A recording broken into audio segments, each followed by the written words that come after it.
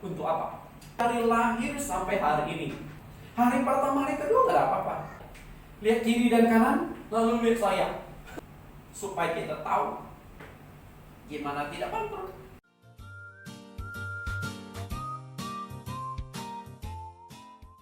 Gimana kabar Bapak Ibu? Luar biasa ya. Anda sudah mulai ibadah di gedung, kalau kami belum. Jadi kami stop ibadah dari Maret pertengahan 2020 sampai hari ini belum kita aktifkan lagi. Kebetulan kami pakai di hotel 6 Center Kemayoran sampai akhirnya hotelnya malah yang bangkrut.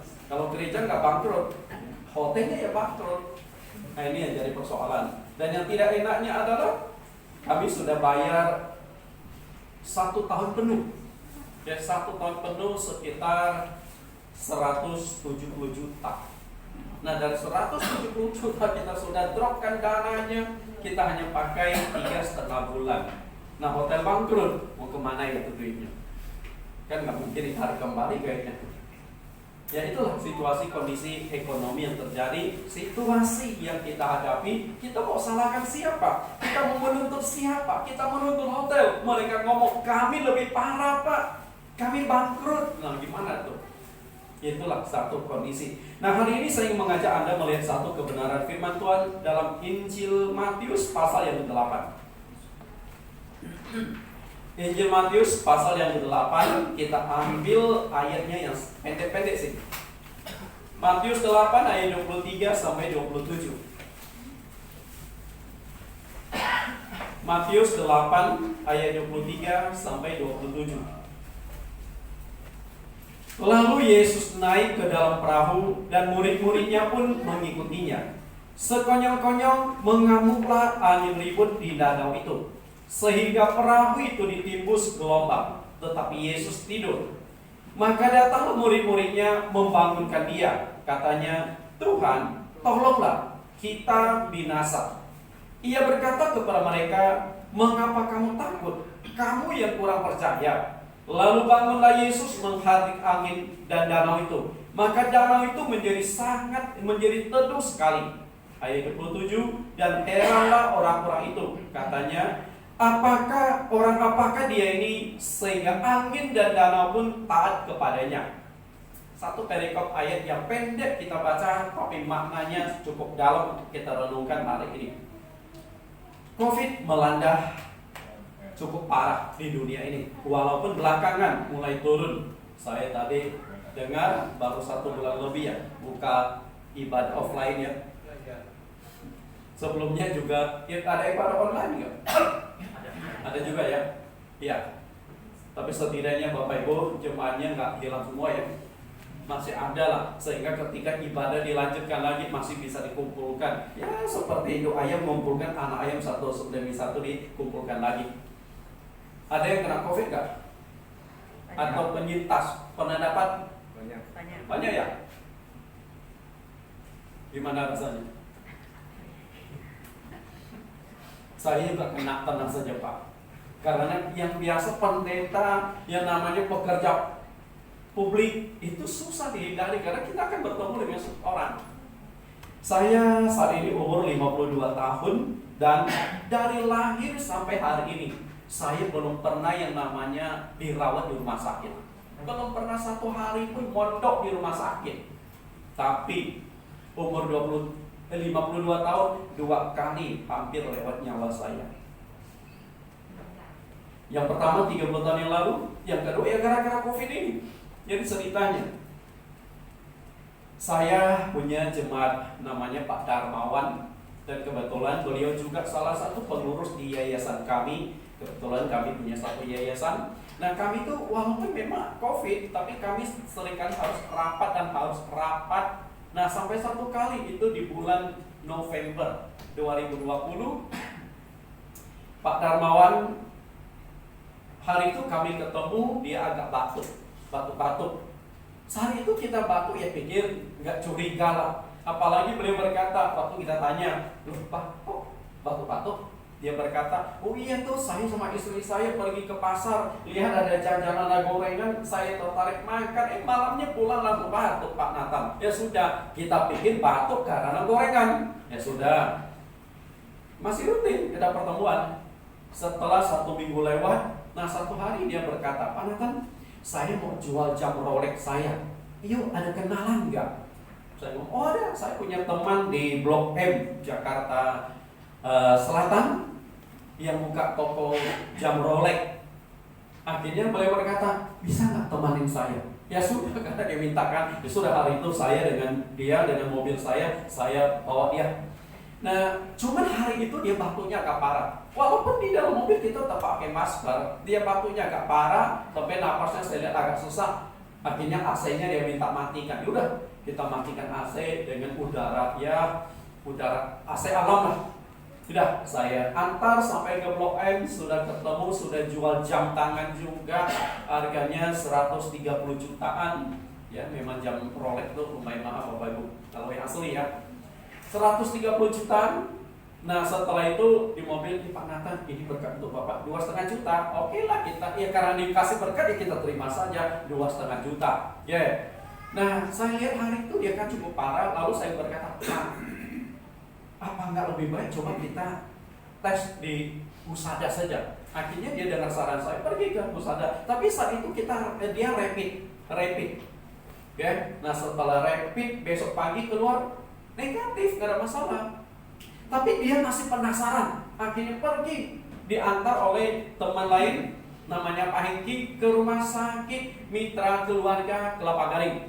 Nah kali ini PCR. Kalau tadi hanya rapid, sekarang PCR. Begitu PCR, besok paginya ternyata positif. Nah loh, saya pikir saya pasti kena, karena memang sehari bersama dengan dia di mobil gitu loh, 1 hari sebelumnya. Tapi saat itu saya nggak ada gejala, nggak ada sakit apapun. Ya udah, kemudian besok paginya saya langsung ke Husada, di swab, benar positif, ada sehat semua. Ya, akhirnya waduh, gimana ini? Ya udah, akhirnya setelah konsultasi dokter, lalu dokter kasih obat juga. Kebetulan saat itu lumayan tinggi kalau COVID itu. Akhirnya dokternya berkata, Pak Nathan, kalau itu Anda di rumah saja, rawat di rumah saja. Karena di rumah sakit di Kemayoran, Wisma Atlet juga lumayan penuh. Malah di sana akan lebih parah. Itu isolasi mandiri di rumah. Nah saat itu saya akhirnya mulai naik ke lantai 2. Kebetulan di lantai 2 ada ruang kosong. Hari pertama, hari kedua gak ada apa-apa. Nah begitu masuk ke hari keempat, mulai deh timbul sesak, mulai gejala-gejala satu demi satu muncul. Dan di minggu yang kedua, nah itu yang cukup parah. Saya orangnya rada susah tidur. Kalau misalnya agak berisik sedikit, agak susah tidur. Nah di saat lagi parah itu saya 2 malam tidak bisa tidur sama sekali. Apalagi kebetulan di tetangga saya itu ada yang pelihara burung, ada 3 ekor burungnya. Itu burung rupanya itu nggak pernah sekolah. Jadi ataupun mungkin nggak pernah pakai jam tangan itu burung. Kalau tahu jam Rolex yang saya kasihkan itu ke burung. Jam 2 subuh ciap-ciap berkicau terus. Jam 3 subuh berkicau lagi. Dia semalaman berkicau. Kapan tidurnya saya tidak tahu itu burung. Makanya 2 malam sudah tidak bisa tidur. Akhirnya saya minta obat tidur ke dokter. Dan hari itu malam itu saya cukup parah. Biasa kalau narik nafas kita nyatakan dalam persentase, dalam sentimeter, 100 cm, saya itu hanya bisa main antara 10 sampai 15 cm itu nafas saya. Ngap-ngap sudah. Saya pikir, waduh gimana ini? Akhirnya dokter kan suruh obat tidurnya minum 1 butir. Saya langsung nekat 2 butir. Nah walaupun nafas tinggal 10 cm, saya berpikir ya sudahlah Tuhan, mau lewat ya lewatlah. Kalau memang pekerjaannya sudah selesai ya saya serahkan kepada Tuhan, saya kembalikan kepada Tuhan. Ya sudah, karena pengaruh obat tidur akhirnya ketidur juga. Setelah itu besok paginya bangun, ternyata masih hidup tuh. Tapi nafas saya sudah lumayan, sudah ada 25 cm lah, sudah lumayan lebih banyak. Nah akhirnya dari sana pelan-pelan sembuh.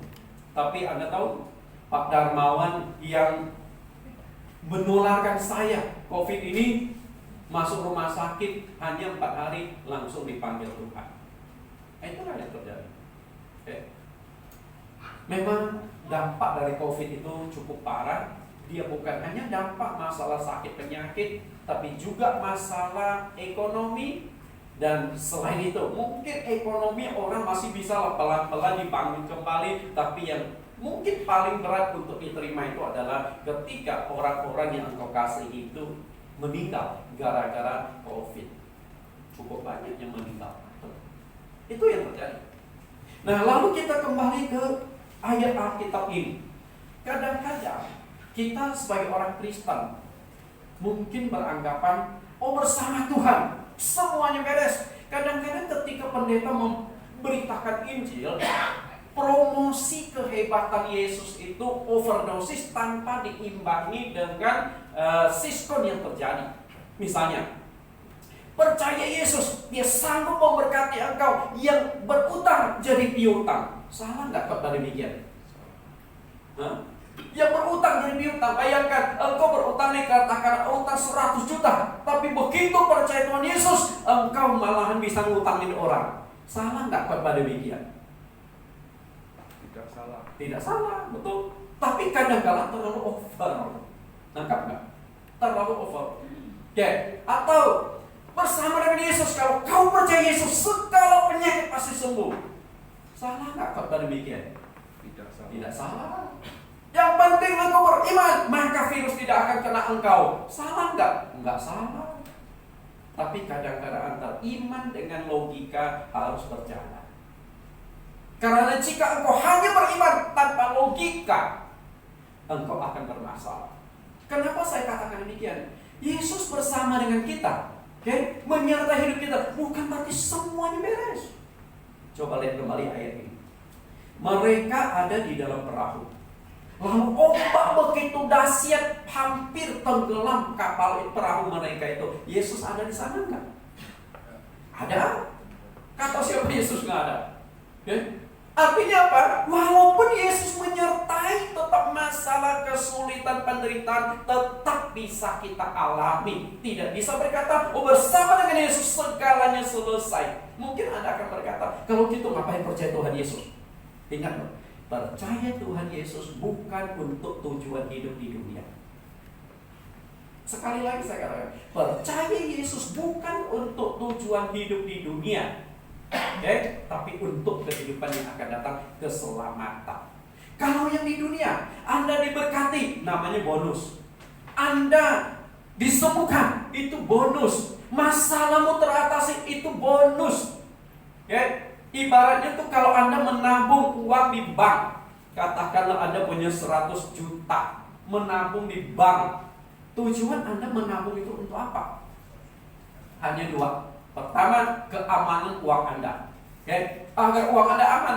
Bayangkan 100 juta mau ditaruh di rumah, dibawa kasur. Tukang pembantu lagi bersihkan kamar Anda, ketemu, setumpuk duit nih. Langsung diambil, besok langsung minta cuti ya. Keamanan. Yang kedua, dapat bunga. Wajar, nggak salah kita dapat bunga, karena memang kita tanamkan uang di sana. Betul? Nah, tapi antar bank kan persaingannya cukup ketat. Lalu setiap bank menawarkan bonus-bonus, undian berhadiah. Nah, apakah Anda menabung uang di bank itu tujuannya untuk undian berhadiah? Kan bukan untuk itu.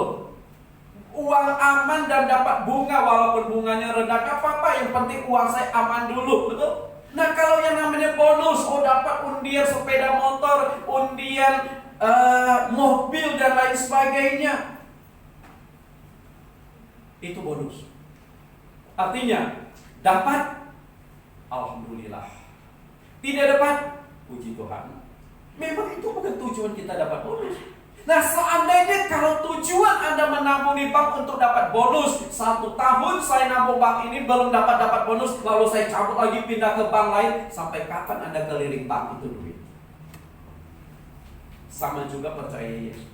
Tujuan kita percaya Yesus adalah keselamatan. Itu yang paling utama. Kesembuhan penyakit, berkat materi, pemulihan keluarga, dan berbagai macam hal yang Yesus berikan berdasarkan kuasa Yesus. Semua itu bersifat bonus. Artinya, kalau itu bonus, Anda dapat, puji Tuhan. Kalau tidak dapat, jangan sampai imanmu goyah. Karena tujuan engkau percaya Yesus bukan untuk di dunia, tapi untuk ke sorga. Katakanlah, Yesus sanggup menyembuhkan engkau?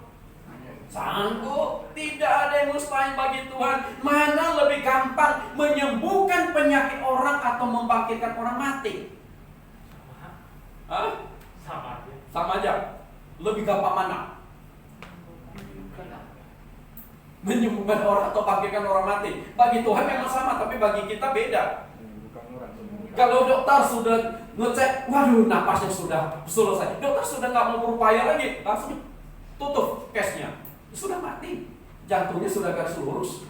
Tapi kalau masih naik turun, dokter masih berusaha tolong selamatkan ini orang, betul? Tapi begitu garis lurus, dokter angkat tangan sudah. Tapi kalau masih ada grafik naik turunnya jantung dia, dokter masih ada upaya. Artinya menyembuhkan orang jauh lebih mudah daripada membangkitkan orang yang sudah mati. Tapi Yesus bangkitkan orang yang sudah mati. Artinya menyembuhkan penyakit apapun tidak ada yang mustahil bagi Tuhan. Tapi kan setelah kita sembuh, bukan berarti nggak akan sakit lagi. Hari ini Anda sakit parah, lalu Anda disembuhkan. Setelah itu Anda percaya Yesus. Percaya Yesus karena penyakit disembuhkan. Salah nggak? Nggak salah. Tapi Anda berangkat dari iman itu loh. Iman karena mujizat. Nah, kalau imanmu tidak diperbaharui bahwa engkau percaya Yesus bukan gara-gara kesembuhan penyakit, nanti suatu hari engkau sakit lagi, Anda doa-doa tidak sembuh-sembuh, engkau akan tinggalkan Tuhan. Karena apa? Tujuan Anda sudah nggak terwujud. Masih ingat? 10 orang kusta datang kepada Yesus. Berapa orang yang disembuhkan? 10 orang datang kepada Yesus yang disembuhkan semuanya. Tapi yang datang kembali kepada Tuhan berapa orang? Kenapa yang lain gak datang? Kenapa hanya 1 orang yang datang kembali kepada Yesus? Karena tujuan mereka ketemu Yesus memang untuk kesembuhan dari kusta. Begitu tujuannya sudah tercapai, ya sudah, saya gak butuh Tuhan lagi. Artinya 10 orang kusta itu 9-nya itu menjadikan Yesus dokternya. Dokter, ya kebetulan dokternya gratis dan gak macam-macam. Begitu ketemu, sembuh. Lalu ngapain langsung pisah ke dokter? Ibarat ada sakit lalu ke dokter, sudah sembuh lalu Anda datangi dokter lagi. Ngapain itu? Sudah sembuh lalu Anda datang lagi ke dokter. Dokter juga bingung, bukan, ibu sudah sembuh. Atau, Pak, Bapak sudah sembuh kan? Lalu ngapain Anda datang lagi? Kecuali ada naksir sama dokternya, lain cerita, ya memang datang terus. Selesai putus hubungan.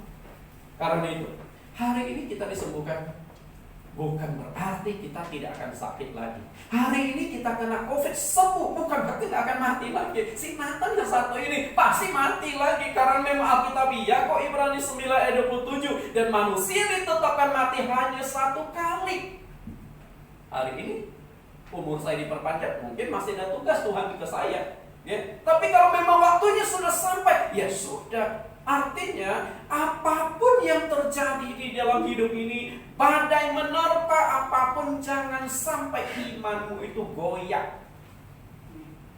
Tidak mustahil bagi Tuhan untuk mencabut virus ini dari dunia, tidak ada mustahil. Coba aja kita bayangkan, misalnya beberapa waktu yang lalu Indonesia itu sampai mencapai puncaknya, satu hari 40.000 lebih yang kena. Sekarang kok tinggal 1.000-an. Kemana tuh virusnya tuh? Sembunyi di mana itu mereka? Kan kebetulan kita nggak bisa lihat ya. Kalau semuanya kalau virusnya segede semut saja, segede semut saja yang awalnya kita lihat ada di mana-mana, di tembok ada, di lantai ada, tahu-tahu lenyap semutnya. Kan bingung kita, kemana ya semutnya? Cuma kebetulan kita nggak bisa lihat. Karena itu artinya apa? Tuhan bisa kok mencabut virus itu dari dunia. Tapi kenapa Tuhan tidak? Kita renungkan bahwa sebagai orang Kristen, yang namanya badai kehidupan masih bisa terjadi di dalam hidup kita. Walaupun Tuhan menyertaimu, walaupun Tuhan beserta usahamu. Engkau masih bisa alami goncangan usaha, ekonomi dan sebagainya. Dampak dari COVID hari ini, Anda tahu, produk ekonomi benar-benar sangat-sangat banyak perusahaan yang bangkrut. Gimana tidak bangkrut? Karyawan tetap harus dibayar, sementara produk nggak jalan. Sehebat apapun perusahaan itu, satu demi satu tutup. 2 minggu yang lalu kita dengar salah satu perusahaan properti terbesar di China, Evergrande, akhirnya hampir tutup juga goncang, dan mereka utang berapa triliun? Ada ikut berita nggak? 4.000 triliun. Gimana bayarnya tuh? Bayarkan 1 triliun aja kita udah nggak kebayang. Yang namanya 1 triliun, ruko ini katakanlah kita beli 1 miliar, oke?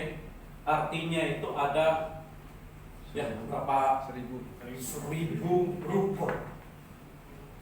Ada 1 triliun saja. Kita untuk kembangkan pekerjaan Tuhan sudah enak, modal sudah ada. Gimana bayar? Amerika bulan Oktober penentuan bagi mereka, karena mereka kas negara itu lagi kosong. Seandainya Amerika tidak dapat pinjaman di bulan Oktober ini, ekonomi mereka mengalami goncang. Itu negara superpower, negara paling kuat ekonomi di dunia. Kalau sampai mengalami goncangan, ya dampaknya Anda bisa bayangkan seperti apa. Karena itu, walaupun COVID sudah menurun, bukan berarti selesai. Pemulihan kesehatan, pemulihan sosial, yang paling berat itu adalah pemulihan ekonomi, bisa berlangsung beberapa tahun lagi. Untunglah Pak Jokowi mengambil tindakan yang cukup tepat, tidak lockdown, tapi hanya pembatasan-pembatasan. Ternyata beberapa negara yang lockdown, ekonominya hancur. Karena kalau engkau lockdown, negara itu harus membiayai hidup rakyat. Ketika negara lakukan lockdown, punya berapa banyak kas untuk membiayai hidup rakyatnya? Tidak mudah. Sangat-sangat tidak mudah. Karena itulah Bapak, saudara-saudari yang saya kasih di dalam Tuhan, kadang-kadang memang hidup di dalam dunia bukan berarti segala masalah selesai. Walaupun Yesus ada bersama dengan murid-murid, yang namanya badai tetap saja bisa terjadi. Nah, yang paling penting di sini adalah kenapa badai itu Tuhan biarkan. Setelah Anda pelajari di sini, kenapa Tuhan itu membiarkan badai itu terjadi? Dan yang uniknya di sini dikatakan Yesus tidur. Perhatikan, saya bacakan sekali lagi di Matius 8 ayat 24. Sekonyong-konyong mengamuklah angin ribut di danau itu, sehingga perahu itu ditimbus gelombang, tetapi Yesus tidur. Perhatikan kata Yesus tidur. Menurut Anda, benar nggak sih Yesus tidur? Nah, benar nggak Yesus tidur? Kalau Anda di ruangan ini tidur, wajarlah karena ada AC dan tenang.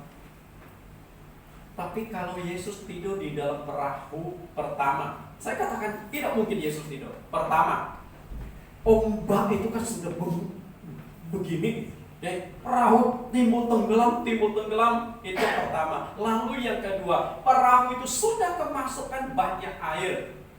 Sudah kemasukan banyak air, makanya tidak heran murid-murid itu berteriak, kita binasa karena kapal sebentar lagi akan tenggelam. Itu yang kedua. Yang ketiga, murid itu kan sudah ramai teriak-teriak, mana mungkin sih Tuhan Yesus masih bisa tidur? Sudah ombak, kemudian suara murid-murid sudah ribut sekali. Tapi Yesus mestinya sadar, tapi dia sengaja tutup mata. Untuk apa? Pertama, memang Yesus mau lihat seberapa hebat iman kalian. Dan memang terbukti iman mereka tuh masih masalah. Coba perhatikan kalimat ini, ayat yang ke-25. Tuhan, tolonglah kita binasa. Kalau kami binasa, mungkinlah. Tapi kita, berarti termasuk Yesus. Artinya, Tuhan Yesus, kita semua akan tenggelam nih. Apakah mungkin Yesus bunuh diri di dalam kapal bersama dengan muridnya? Kan nggak mungkin. Oke? Tetapi Yesus sengaja biarkan sampai di batas mana, karena tujuan semua itu adalah Tuhan ingin memberitahukan, aku ini siapa supaya kalian tahu. Dan akhirnya terbukti. Lihat ayat yang ke-27. Dan heranlah orang-orang itu, katanya, orang apakah dia ini sehingga angin dan danau pun taat kepadanya. Dan akhirnya kan mata mereka terbuka. Ya, mata mereka terbuka, mereka kaget. Selama ini 24 jam mereka bersama dengan orang yang satu ini, tapi mereka tidak kenal dengan baik siapakah orang. Tapi begitu mujizat itu Yesus nyatakan, mata mereka terbuka. Kok bisa ya? Angin yang begitu hebatnya membuat gelombang langsung teduh. Lalu ombak yang begitu dahsyatnya, air yang bergelombang tadi teduh seperti danau. Takjub. Dari sini mereka jadi tahu ini bukan orang sembarangan. Dan ketika mereka tahu bahwa ini bukan orang sembarangan, maka kepercayaan mereka kepada Yesus semakin bertambah. Hanya pencipta angin yang berkuasa atas angin bisa takut. Kalau kita bukan pencipta angin, kalau angin bertiup ya tetap aja teriak saja, angin berhenti kau, makin kencang. Jangankan menahan angin yang ada di luar, menahan angin yang dalam perut kita aja kadang-kadang susah. Nangkap. Satu kali saya di Gambir antri tiket kereta. Biasa kan kalau kita sudah booking tiket itu, kita harus print out supaya ada lembarannya. Nah kan ada mesinnya. Nah waktu itu saya antri ada sekitar 15 orang antri.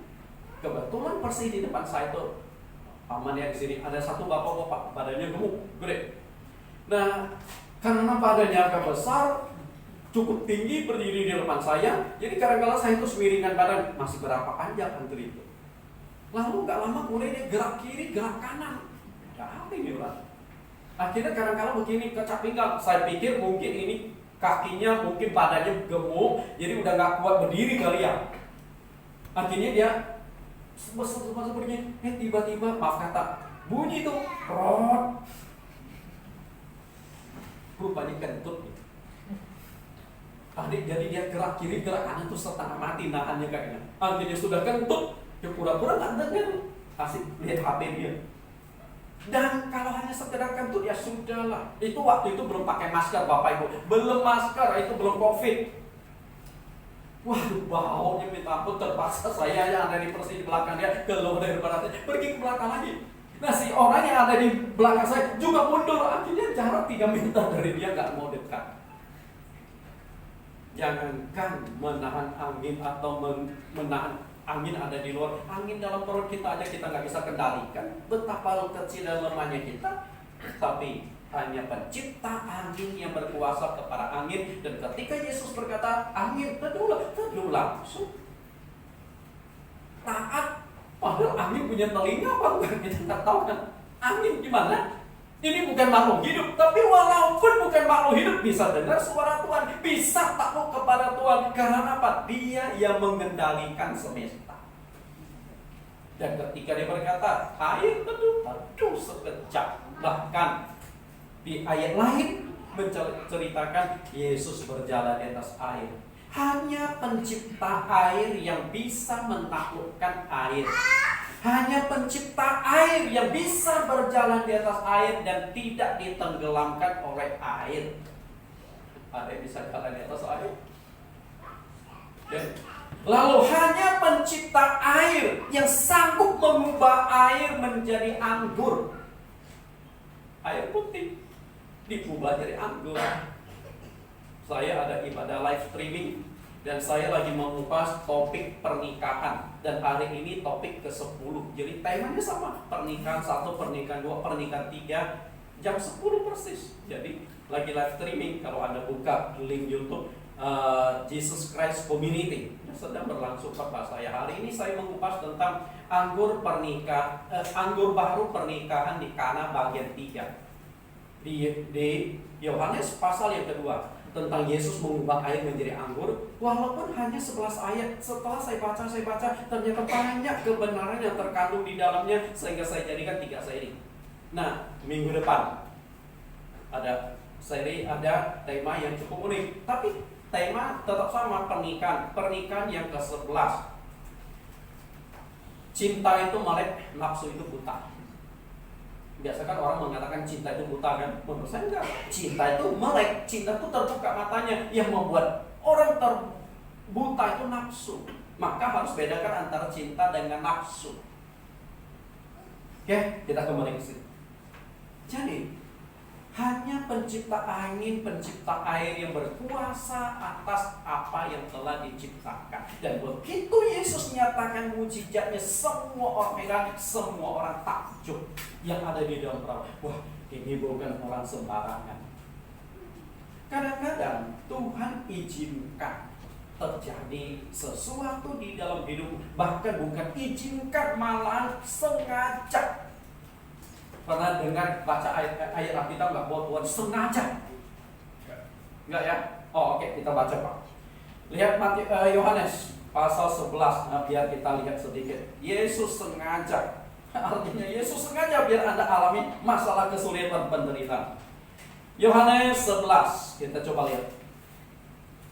Yohanes 11, kita coba baca dari ayat 1 sampai ayat yang ke-7. Oke. Yohanes 11 ayat 1 sampai ayat yang ke-7. Ada seorang yang sedang sakit, namanya Lazarus. Ia tinggal di Betania, kampung Maria dan adiknya Marta. Maria ialah perempuan yang pernah meminyaki kaki Tuhan dengan minyak mur dan menyiramkannya dengan rambutnya. Dan Lazarus yang sakit itu adalah saudaranya. Kedua perempuan itu mengirim kabar kepada Yesus, Tuhan, dia yang engkau kasihi sakit. Ketika Yesus mendengar kabar itu, ia berkata, penyakit itu tidak akan membawa kematian, tetapi akan menyatakan kemuliaan Allah. Sebab oleh penyakit itu anak Allah akan dimuliakan. 5. Yesus memang mengasihi Maria dan kakaknya dan Lazarus. Ayat 6. Nah, perhatikan ayat yang ke-6. Namun setelah didengarnya bahwa Lazarus sakit, ia sengaja tinggal 2 hari lagi di tempat di mana ia berada. Ayat 7. Tetapi sesudah itu ia berkata kepada murid-muridnya, mari kita kembali lagi ke Yudea. Tangkap gak ayat yang ke-6 tadi? Dia tahu ini orang lagi sakit, dan dia tahu dia sanggup menyembuhkan, tapi dia sengaja nggak mau datang dulu. Ada pengurus gereja ya, kalau Bapak Ibu diteleponin oleh jemaat, Pak, saya lagi sakit nih, butuh bantuan doa, tapi Anda sengaja nggak mau datang. Kalau dia tahu Anda sengaja nggak mau datang, padahal Anda punya waktu nih, sakit hati nggak? Sakit hati. Demikian pula, untungnya waktu ayat Alkitab ini ditulis, Maria, Marta, Lazarus semuanya sudah meninggal.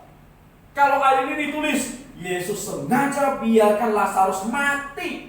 Mereka sakit hati sama Tuhan Yesus. Percaya nggak? Kenapa Tuhan biarkan? Padahal kalau dia lagi sakit parah, Yesus datang, sembuhkan, selesai. Tapi Tuhan mau lakukan sesuatu yang lebih heboh. Bukan hanya Lazarus sakit, disembuhkan, nggak terlalu heboh. Tapi Tuhan biarkan Lazarus mati, dan akhirnya memang mati. Dikubur 4 hari kemudian baru nongol tuh Tuhan. 4 hari setelah Lazarus mati dan dikubur, Tuhan Yesus baru datang. Dan akhirnya Yesus membangkitkan orang yang sudah mati 4 hari. Dan di Alkitab tidak ada catatan sampai 4 hari mati dibangkitkan selain Lazarus. Yesus pun 3 hari masuk dalam kubur, setelah itu bangkit. Berarti dia lebih dari 1 hari daripada Tuhan. Oke? Kita lihat, Yesus ingin lakukan sesuatu yang lebih besar, sesuatu yang lebih dahsyat, dan akhirnya mata orang takjub luar biasa. Hanya Allah yang berkuasa atas hidup matinya manusia. Nabi tidak bisa, rasul tidak bisa, karena mereka bukan pencipta manusia. Hanya pencipta manusia yang bisa mengembalikan roh manusia di alam lain, dimasukkan ke dalam tubuhnya lagi. Lazarus yang sudah mati 4 hari, rohnya di alam lain ditarik kembali, ditaruh lagi ke dalam tubuhnya Lazarus, dan akhirnya dia hidup kembali. Hanya Allah yang sanggup melakukan itu. Hanya Sang Pencipta yang sanggup melakukan itu. Nah, dari sini mestinya Anda sudah nangkap, Yesus adalah Allah Sang Pencipta. Dia yang menciptakan angin, Dia yang menciptakan air, Dia pula yang menciptakan nyawa setiap orang. Dia berkuasa atas hidup matinya seseorang.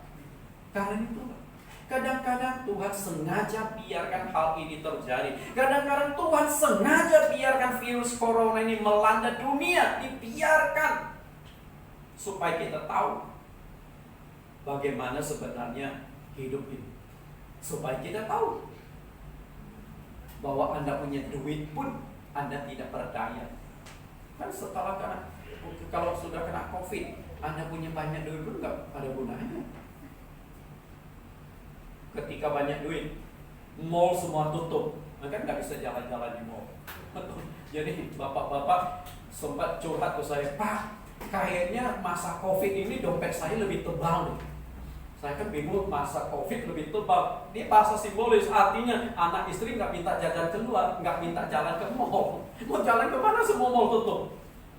Itu lebih hemat katanya.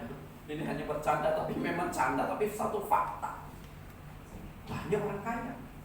Saya ada sedikit urusan bisnis dengan satu pengusaha di Semarang, Jawa Tengah.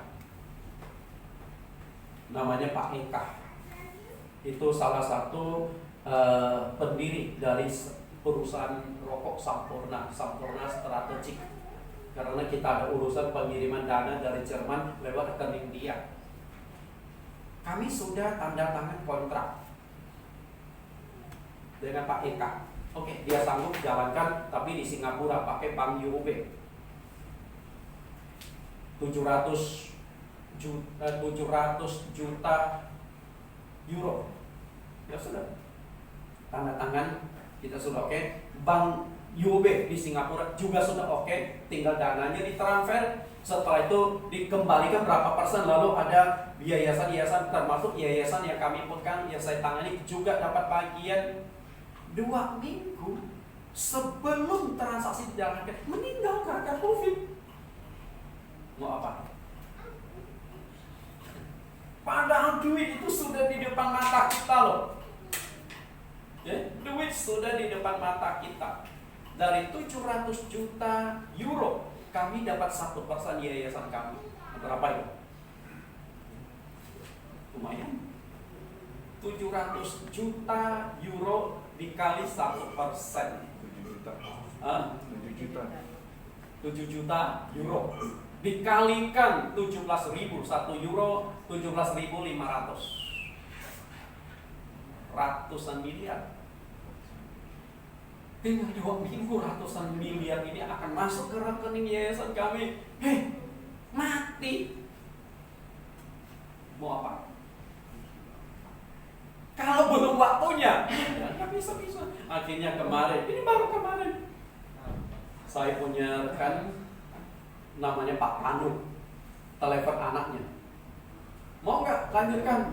Ya anaknya nggak mau lanjutkan, karena ya nggak yakin, disangka ini penipuan, karena ternyata bapaknya itu nggak cerita. Sebelum meninggal ke anaknya, Bapak dengan Pak Nathan dengan timnya ada urusan ini. Nggak cerita sama sekali. Jadi dari nol lagi. Ketika kontak anaknya nggak mau lanjutkan. Dia pikir, nanti penipuan lagi. Mentang-mentang bapakku baru meninggal, lalu warisan. Ternyata duitnya itu ratusan triliun. Dia punya pengeboran minyak di daerah Jawa Tengah. Duitnya memang banyak. Jadi mungkin dia takut kali ya, dengan alasan bapaknya sudah meninggal, lalu ada bisnis, nanti mungkin penipuan dan sebagainya. Dia menolak, ya capek deh, dia udah nggak lanjut. Kadang-kadang Tuhan sengaja biarkan hal itu terjadi. Menurut kita jengkel, kesal, kenapa begini, kenapa begitu. Kadang-kadang Tuhan ingin supaya engkau lebih lagi mengenal Dia. Saya hari ini bisa jadi pendeta juga lewat penyakit. 30 tahun yang lampau saya mestinya sudah mati. Saat itu saya kelas 2 SMA. Saya sebenarnya bukan ambil SMA tapi SMEA, Sekolah Menengah Ekonomi Atas. Kalau Anda ada orang Pontianak, ada yang namanya SMEA Negeri 2 Pontianak. Nah itu tempat saya sekolah dulu. Nah kebetulan kami itu dari keluarga yang dia kurang mampu, tapi orang tua kami ada 6 anak. Jadi saya ini anak ketiga. Nah dari 6 anak itu dari kecil kami itu sudah dilatih mandiri. Kami tinggal tuh dulu di pedalaman Kalimantan. Yang namanya pedalaman Kalimantan namanya Sungai Semut. Coba cari di peta. Mungkin saking kecilnya lebih kecil dari semut, nggak ketemu tuh petanya. Yang namanya tetangga, jarak 4 km baru tetangga sebelah. Kalau Anda kan yang namanya tetangga buka pintu, yuk lagi, betul? Kalau yang namanya tetangga rumah kami itu jarak 4 km itu tetangga paling dekat. Belum ada listrik, belum ada pam, boro-boro mobil, sepeda motor. Di satu kampung itu hanya 2-3 orang yang punya sepeda motor. Ya kebanyakan sepeda kaki, kamu nggak jalan kaki. Karena itu saya dari SD, kalau sekolah itu dulu kami tidak ada yang namanya playground, nggak ada. Langsung masuk, langsung SD. Jadi kelas 3 SD baru bisa baca tulis. Nah jalan kaki itu, pagi jalan kaki 3 jam baru sampai sekolah. Jadi pagi-pagi ayah berkokok kita sudah harus bangun untuk jalan kaki ke sekolah. Setelah itu pulang jalan kaki lagi. Nah biasa saya itu di tas butut saya itu ada satu silet yang kecil. Dia zaman dulu itu kalau dibuka bisa dilipat. Nah itu modal saya. Kalau panas terik saya tinggal ke Semak Belukar, potong itu talas kan gede tuh. Talas itu jadi payung. Kalau hujan ya juga itu jadi payung. Memang sengsara. Nah karena itu dari kecil, dari masuk sekolah sampai saya lulus S2 tidak pernah dibiayai orang tua. Karena memang kondisi ekonomi orang tua itu nggak bagus, miskin. Hanya pekerjaan papa saya itu nelayan. Kalau cuaca bagus dia pergi ke laut cari ikan. Nah tapi kalau ombak lagi tinggi, ya pekerjaannya di sawah, ternak dan sebagainya. Pelihara babi, pelihara bebek, ayam itu sudah biasa. Makanya saya jago kalau untuk kebiri babi, kebiri ayam serahkan ke saya. Saya bisa kebiri. Kalau di kebiri itu dia bertumbuh besar. Tapi bodoh, misalnya ayam. Pernah lihat ayam dikebiri? Nah kalau ayam tuh dikebiri, ayam jantan bukan ayam betina, ayam jantan dikebiri, ayam tuh bertumbuh besar tapi tak kawin-kawin. Nah, serahkan ke saya. Jadi kita belek di sini, masukkan 2 jari, cari deh. Maaf kata dia punya 2 bijinya tuh dipelintir, tarik keluar setelah jahit kembali. Nah itu dipotong suri. Babi pun sama. Makanya kalau jemaat yang nakal-nakal serahkan ke saya, yang laki-laki. Karena kondisi ekonomi seperti itu, akhirnya sudah. Setelah lulus SMP di kampung, lalu saya ke Pontianak. Merantau. Nah di Pontianak saya masuk SMEA Negeri 2, pagi kerja, siang sekolah, rutin terus sampai satu hari saya jatuh sakit, mungkin kelelahan, kena liver. Setelah kena liver, nggak punya duit untuk berobat. Ya sudahlah, ditahan terus sampai akhirnya sudah nggak kuat lagi, hanya bisa terbaring di ranjang. Akhirnya putus sekolah. Setelah putus sekolah, saya terbaring di ranjang 1 tahun lebih terbaring di ranjang. Parah. Sangat parah. Ya, nah, bayangkan untuk berdiri, berbangun aja begitu dalam keadaan baring, begitu duduk di pembaringan, kepala itu rasanya muter. Itu lebih dahsyat dari ombak di mana Yesus dan murid-murid begitu tuh rasanya. Nah, tapi saya tidak tahu penyakit apakah. Memang pernah cek ke dokter. Oke. Putus sekolah. Jadi kalau mau ke dapur pun seringkali nggak kuat. Mama saya akhirnya ya seringkali antar makanan sampai ke kamar. Sakit lagi parah-parahnya tuh sekitar 5 bulan. Benar-benar sudah nggak bisa ke dapur. Mau nggak mama saya antar. Badan saya kurus, tapi maaf kata di bagian perut agak gembung. Memang karena level seperti itu. Sampai satu hari ada seorang pengurus gereja namanya Henry Jurnawan. Jadi nama saya Nathan Jurnawan, saya ambil dari nama dia karena dia yang banyak membantu saya. Jadi saya merasa berutang budi. Saya panggil kok boleh nggak nama belakangmu saya pakai? Oh silahkan. Oke, Henry Jurnawan. Jadi saya Nathan Jurnawan. Kalau nggak salah saya pernah ajak ke sini deh Pak Henry Jurnawan. Oke, akhirnya datang ke rumah. Kebetulan saya memang jembat di satu gereja itu. Datang ke rumah besok dia tanya, nama saya kalau Chinese itu ASEAN, Bong Jisian. Sian, kamu sakit apa tuh? Saya ngomong nggak tahu juga kok. Nggak pernah cek ke dokter? Enggak. Akhirnya dia keluarkan dompet, kasih duit nih. Coba kamu cek dokter besok. Ya sudah. Setelah dapat sedikit duit, dengan lemas badan, besoknya diantar sama mama saya cek ke dokter, di lab dan sebagainya. Begitu lab hasil keluar, saya diomelin dokter. Kenapa sekarang baru datang? Galak, orang sudah semakut masih diomelin, galak sekali. Saya pikir, apaan? Akhirnya saya tanya, kenapa dok? Ya kenapa baru datang sekarang? Kenapa dok? Langsung dia bilang, jadi kamu gak tahu kamu sakit apa? Enggak pernah dicek ke dokter. Akhirnya ternyata dokternya cukup terus terang, hidupmu tinggal beberapa bulan. Nah loh, hidupmu tinggal beberapa bulan. Dan akhirnya dokter tunjukkan, kamu kanker lever. Dan levernya saya itu sudah sirosis, sudah mengeras. Okay? Nah dokter berkata, hidupmu tinggal beberapa bulan. Nah mau gimana tuh? Mama saya langsung nangis. Ya sudah, mau apa lagi? Gitu, pulang. Dokter kasih sedikit vitamin, ya sudah. Karena memang ini namanya hepatitis itu ada macam-macam tipe. Ada tipe tertentu yang tidak ada obat. Nah, saya kan banyak tipe itu. Sudah di rumah berbaring, katanya tinggal beberapa bulan. Terus terang saat itu saya semakin drop. Karena berpikir, hidup saya tinggal beberapa bulan. Anda tanya, siap mati belum? Belum. Oh, saya baru SMA kelas 2. Jangankan umur anak masih remaja. Bapak-bapak yang tua pun di sini sudah siap mati? Belum. Manusia itu nggak pernah ada yang namanya siap mati. Kecuali benar-benar imannya sudah tahu kemana dia akan pergi. Nah, akhirnya ditanya, akhirnya saya sudah istirahat. Mama saya kelihatan sangat putus asa. Ya sudah. Sampai satu hari saya sudah cukup lama tidak ke gereja. Sudah 6-7 bulan kan memang jatuh sakit. Saya paksakan ke gereja. Kalau Anda orang Kalimantan, orang Pontianak, itu di Jalan Kelantan. Itu ada satu mall Harmanis. Nah, ada satu jalan masuk, itu ada satu gereja kecil di sana. Nah, saya jemaat di sana. Biasa Jumat malam, kebetulan Jumat malam saya ke sana. Jumat malam itu ada ibadah doa. Dengan kata lain, khotbahnya pendek, pujiannya lumayan panjang, doanya yang panjang. Jadi kalau doa itu bisa 15 sampai setengah jam. Doanya mohon Roh Kudus dan lain sebagainya. Nah, saya ikut ibadah walaupun sudah semakut. Selesai ibadah, ya cuma pulang. Nah, sekitar jam 10.30 semua jemaat sudah pulang. Saya masih di awal.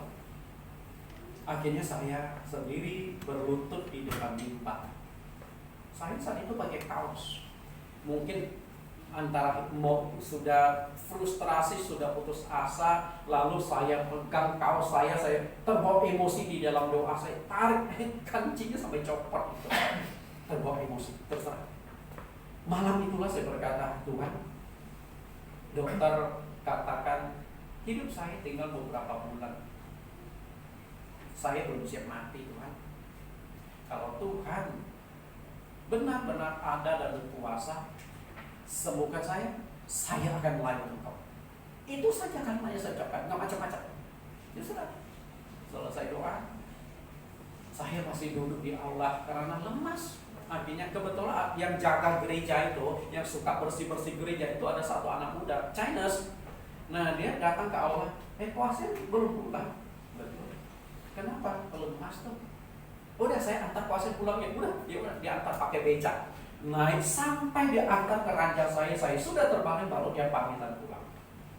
Ya sudah. Setelah itu besoknya bangun, tidak ada perubahan. 1 minggu tidak ada perubahan. Dan begitu masuk minggu kedua, satu hari pagi-pagi saya bangun, loh kok rasanya badan saya agak ringan, segar ya. Akhirnya saya duduk di ranjang.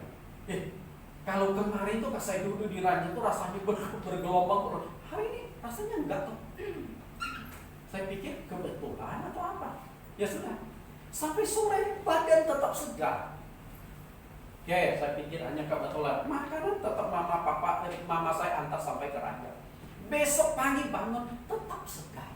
Akhirnya saya coba bangun berdiri. Kalau saya mau bangun nggak pegang tembok itu pasti jatuh. Berdiri, kok rasanya aman-aman, pelan-pelan. Lalu saya duduk ke ruang tamu, duduk. Kebetulan mama saya lagi sibuk di dapur. Setelah duduk setengah jam rasanya segar. Setelah itu ke kamar lagi, istirahat lagi. Setelah itu bangun beberapa jam, bangun lagi, kok segar. Akhirnya pelan-pelan saya jalan ke dapur. Mama saya bingung ya, tapi dia nggak ngomong. Mama saya liatin aja. Nah, setelah dapur, kemudian saya ambil gelas, tuang minum sendiri.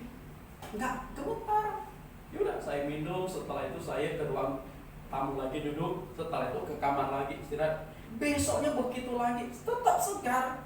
Nah, cuma saya sudah lumayan sering ke dapur. Mama saya tetap tidak ngomong. Di hari ketiga itulah mama saya sudah nggak tahan kali. Sian, kok mama lihat kamu 3 hari kelihatan kamu sehat ya, sembuh. Saya ngomong nggak tahu juga, rasanya sih segar. Tapi terus terang badan masih kurus, tapi bagian perut masih bengkak. Saya rasanya sehat gitu. Oke, nah 3 hari lewat, 4 hari, 1 minggu lewat, badan tetap segar sampai 1 bulan. Nah, mulai yang awalnya badan saya mulai yang tadi kuning, kemudian kurus, mulai sedikit berisi. Karena kalau orang kena hepatitis makan itu mual semua. Nah, akhirnya sudah nafsu makan sudah bangkit. Nah, sampai 1,5 bulan saya dapat sedikit duit ke dokter yang sama. Cek. Padahal saya badan masih kurus, kemudian bagian ini masih gemuk. Nah, begitu dokter lihat saya, mungkin dalam hati dia masih hidup kok. Mungkin gitu kali ya. Nah, tapi saya datang lumayan segar, dia juga agak bingung kali. Setelah itu dia cek lagi di lab. Kurang lebih 2 jam nunggu, ceknya keluar, lalu saya dipanggil masuk. Dia lihat hasil cek yang pertama dengan yang kedua, lihat kiri kanan lalu lihat saya. Lihat kiri dan kanan lalu lihat saya. Setelah beberapa kali akhirnya dia tanya, "Dek, boleh saya tanya?" "Ya dok, kamu minum apa dalam waktu beberapa bulan ini?" Saya ngomong, "Bukan, saya nggak minum apa-apa." Dokter ngomong, "Nggak mungkin." Akhirnya dia lihat lagi kiri kanan cukup lama, bandingkan itu. Lihat saya lagi, nanya lagi, "Dek, coba kamu pikir dalam beberapa bulan kamu minum obat apa?" Saya ngomong, "Enggak, saya minum obat apa-apa." Lalu ditegaskan sekali lagi, "Dek, kamu kan orang Chinese. Nah, orang Chinese kan biasa suka ada obat Chinese. Kamu pernah nggak beberapa bulan ini minum akar-akaran atau obat Chinese?" Saya ngomong, "Enggak." Dokter ngomong, "Nggak mungkin." Lalu dia sekarang jelaskan begini, "Dek, mungkin obat yang kamu minum akan sangat membantu banyak orang." Saya awalnya masih nggak ngerti, saya sembuh, saya nggak ngerti, karena kan saya belum lihat hasil ceknya. Akhirnya dokter yang ngomong, "Dek, obat itu sangat membantu banyak orang." Akhirnya saya tanya, "Ada apa sih dok?" Dia berkata, "Kamu sembuh total." Tapi kamu sembuh total, fisik kamu saya lihat masih nggak jauh berubah, kata dia gitu. Memang kan nggak mungkin cepat langsung sembuh, tapi di bagian dalam pulih. Nah, akhirnya dia kata sembuh total. Saya dengan mama sampai melotot, "Masa toh?" Mama saya lalu lihat badan saya, memang masih kurus dan perutnya gendut begini, karena memang liver bengkak gitu kan. Nah, kan nggak langsung sembuh kepes, nggak, ternyata kayak gitu. Nah, akhirnya dokter tanya lagi sekali, "Dok, kamu nggak benar-benar nggak minum obat apa?" Saya katakan, "Enggak, saya hanya doa." Nah, kebetulan saya lihat itu namanya itu nama Islam, dokternya langsung map saya ditutup.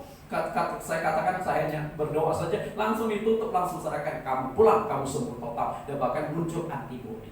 Nah, 30 tahun yang lampau, mestinya saya mati, tapi faktanya saya masih hidup sampai hari ini. Artinya apa? Kadang-kadang Tuhan biarkan musibah, bencana terjadi. Tuhan punya tujuan-tujuan tertentu. Nggak mungkin Yesus dengan murid-murid ada di dalam satu perahu, lalu perahu itu hampir tenggelam, kemudian murid-murid sudah histeris teriak, perahu sudah kemasukan banyak air, Yesus tidur. Nggak mungkin. Kadang-kadang di dalam hidup kita Tuhan Yesus biarkan sesuatu terjadi dengan tujuan tertentu. Covid Tuhan biarkan terjadi dengan tujuan tertentu, supaya kita tahu betapa rapuhnya, betapa kecilnya kita manusia, apa sih yang bisa kita andalkan.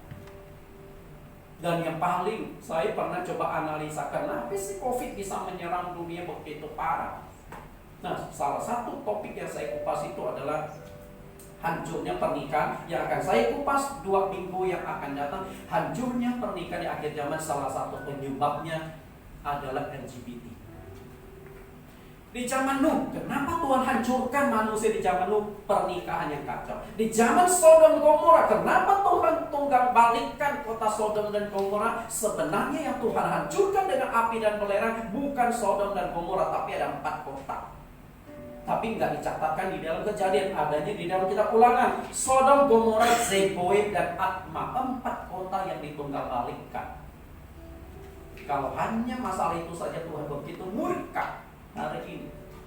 Betapa kacau, betapa kotornya dunia, di mana laki-laki bisa nikah dengan laki-laki, perempuan bisa nikah dengan perempuan, yang kita kenal dengan LGBT. Dan saat ini sudah 32 negara yang setuju di dalam undang-undangnya pernikahan yang sejenis. Tuhan biarkan oleh dunia sudah begitu kacau, sudah begitu kotornya. Mengerikan. Karena memang ternyata kalau Anda baca di dalam Injil Lukas pasal 23, ketika Yesus berbicara tentang akhir zaman, nah Yesus pernah menyinggung mereka akan kawin dan mengawinkan, lalu menyinggung tentang zaman Nuh, lalu menyinggung tentang zaman Lot. Kenapa 2 zaman itu Tuhan Yesus singgung? Lalu saya coba analisa kata kawin dan mengawinkan, lalu disinggung zaman Nuh dan zaman Lot. Saya analisa di Perjanjian Lama, saya temukan benang merahnya kekacauan dunia, terutama dalam hal pernikahan. Nah, dari sanalah kemudian memicu saya, wah, saya mau bangun satu tema khotbah tentang pernikahan. Makanya hari ini sesi yang ke-10 dari pernikahan. Bagus, terutama bagi muda-mudi untuk menonton hal tersebut. Begitu kacaunya dunia, supaya kita tahu bahwa dunia memang sudah ada di penghujung. Dan di dalam 2 Timotius pasal yang ketiga, pada akhir zaman akan terjadi masa-masa yang sukar dan manusia akan menjadi hamba uang. Artinya masa yang sukar ya salah satunya kondisi seperti itu. Lalu manusia akan menjadi hamba uang, artinya akan mengalami krisis ekonomi. Dan krisis ekonomi yang akan terjadi ini baru dampak loh. Kita belum tahu beberapa bulan yang akan datang seperti apa. Banyak ekonom sudah memprediksikan ekonomi dunia akan lebih parah daripada tahun 1998.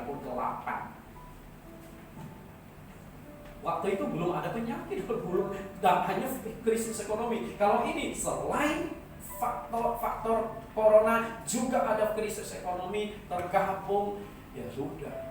Artinya masa-masa yang akan datang bukan lebih baik, mungkin akan lebih berat, tapi percayalah, kalau engkau tetap bersama dengan Tuhan Yesus, tidak akan tenggelam.